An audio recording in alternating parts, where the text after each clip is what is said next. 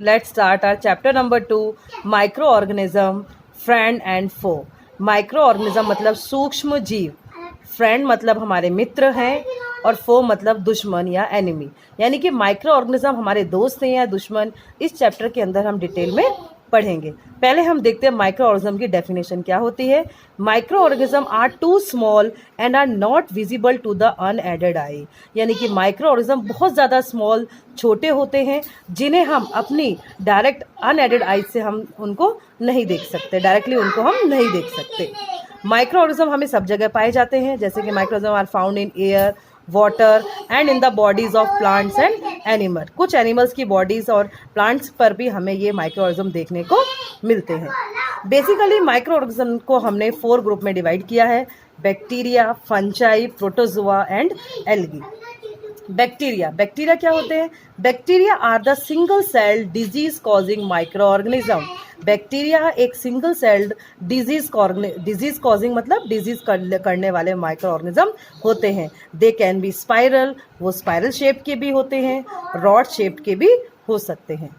Next है fungi. Fungi are the mostly multi cellular disease causing microbes. ये multi cellular होते हैं। Multi cellular का मतलब क्या होता है? इनकी बॉडी एक से ज़्यादा सेल से मिलकर बनी हुई होती है। Example, bread moulds are common example of fungi. Bread mould मतलब मोल्ड, फंगस जो हमें कहाँ पर? ब्रेड पर देखने को मिलती है, ठीक है, उसको हम फंजाई कहते हैं। Third one is protozoa. Protozoa can be unicellular और मल्टी सेलुलर, यानी कि ये यूनिसेलुलर भी हो सकते हैं और मल्टी सेलुलर भी हो सकते हैं। Example, amoeba, plasmodium and paramecium. Next fourth one are is algae. Algae include multi cellular photosynthetic organism. Algae क्या होते हैं? मल्टी सेलुलर होते हैं और फोटोसिंथेटिक। देखो, फोटो मतलब लाइट, यानी कि फोटोसिंथेसिस, यानी कि ग्रीन कलर के भी ये एल्गी हमें मिलते हैं। Example, spirogyra and chlamydomonas. These are the 4 groups of micro organism. Let's take our next topic, that is usefulness of micro organism. यानी कि जो सूक्ष्म जीव है, माइक्रो ऑर्गेनिज्म है, ये हमारे लिए कितने फायदेमंद हैं। इसको हम 1 बाय 1 पढ़ते हैं। पहले हम लेते हैं किस लिए हेल्प करते हैं ये? Making curd. कर्ड मतलब दही बनाने में और ब्रेड बनाने में इसका यूज किया जाता है। जैसे कि लैक्टोबैसिलस बैक्टीरिया है, ये दही बनाने के लिए काम में लिया जाता है।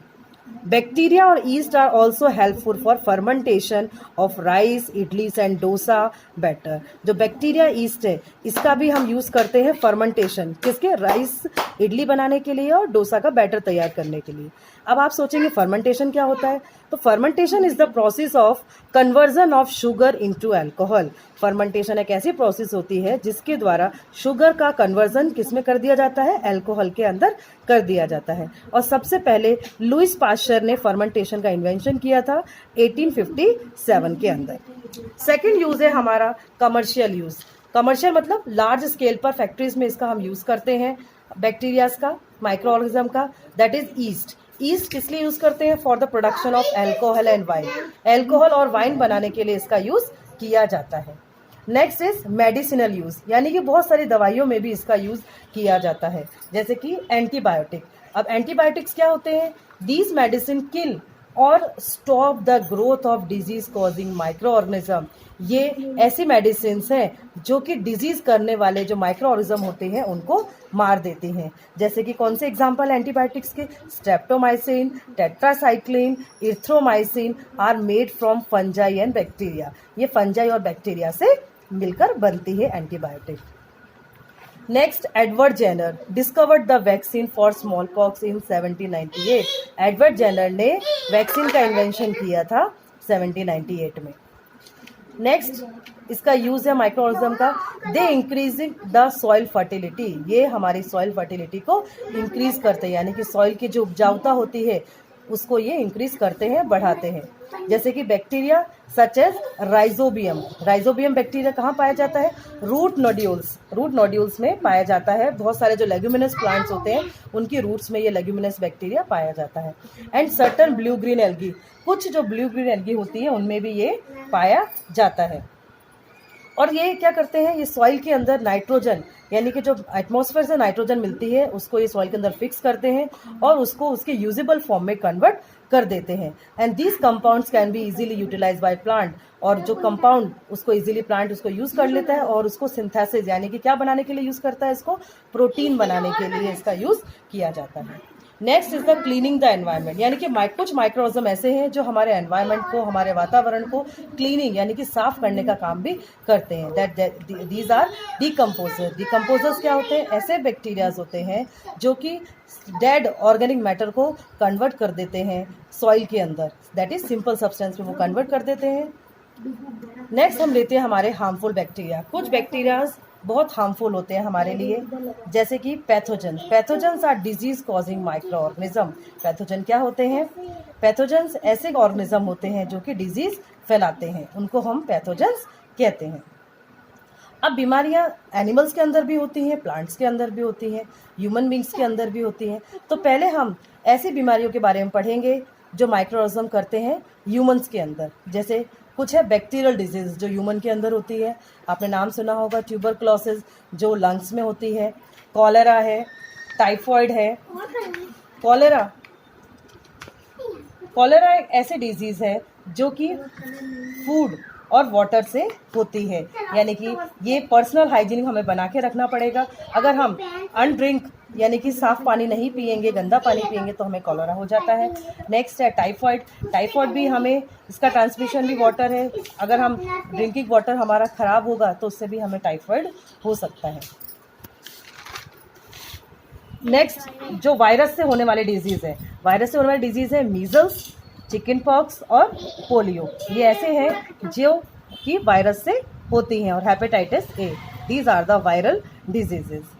नेक्स्ट है प्रोटोजोआ। प्रोटोजोआ से कौन सी बीमारी होती है? मलेरिया। मलेरिया कौन कॉज करता है? आपने देखा होगा मलेरिया फीमेल एनोफिलस जो होता है वो मलेरिया को करता है। और ये मलेरिया के जो मॉस्किटोज होते हैं ये ज़्यादातर गंदे पानी के अंदर डेवलप होते हैं, दैट इज स्टैग्नेंट वाटर के अंदर ये डेवलप करते हैं और एक हेल्दी पर्सन को बाइट कर कर उसके अंदर ये डिजीज फैला देते हैं। नेक्स्ट हमारा टॉपिक है plant disease cause by micro organism, यानी कि ऐसी बीमारियां जो प्लांट के अंदर होती हैं और जिनको कि माइक्रो ऑर्गेनिज्म क्रिएट करते हैं। Number 1 is citrus canker. Citrus canker एक ऐसी बीमारी है जो नींबू के अंदर होती है। नींबू का जो कालापन होता है, बाहर का जो पोर्शन है वो ब्लैक कलर का हो जाता है या ब्राउन कलर का हो जाता है। बेसिकली ये एक बैक्टीरियल डिजीज है और ये हवा के द्वारा फैलती है। Second is rust of wheat, यानी कि गेहूं के अंदर ये बीमारी होती है। ये फंगल इन्फेक्शन है, ये हवा के अंदर सीड में इन्फेक्शन होता है। Third is yellow vein mosaic of भिंडी। भिंडी के अंदर येलो मोज़ेक बीमारी होती है, यानी कि भिंडी पूरी येलो कलर की हो जाती है ग्रीन से। ये भी एक वायरल इन्फेक्शन डिजीज है।